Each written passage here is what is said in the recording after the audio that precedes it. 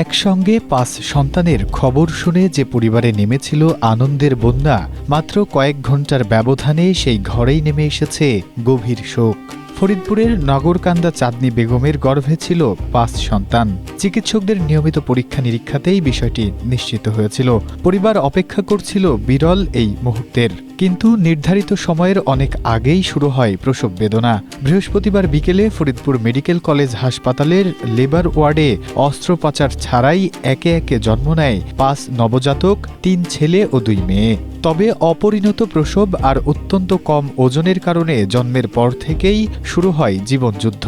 একে একে নিভে যায় ৪টি প্রাণ। এখন হাসপাতালের নিবিড় পর্যবেক্ষণে রয়েছে একমাত্র জীবিত ছেলে সন্তান। তাকে বাঁচিয়ে রাখতে চেষ্টা চালিয়ে যাচ্ছেন চিকিৎসকেরা। মাত্র ১.৫ বছর আগে সংসার শুরু করেছিলেন চাঁদনী ও মাহমুদুল হাসান ডলার।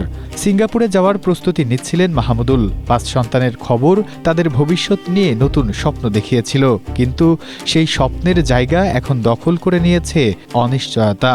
এখন পরিবারের একটাই চাওয়া, অন্তত শেষ সন্তানটি যেন বেঁচে থাকে।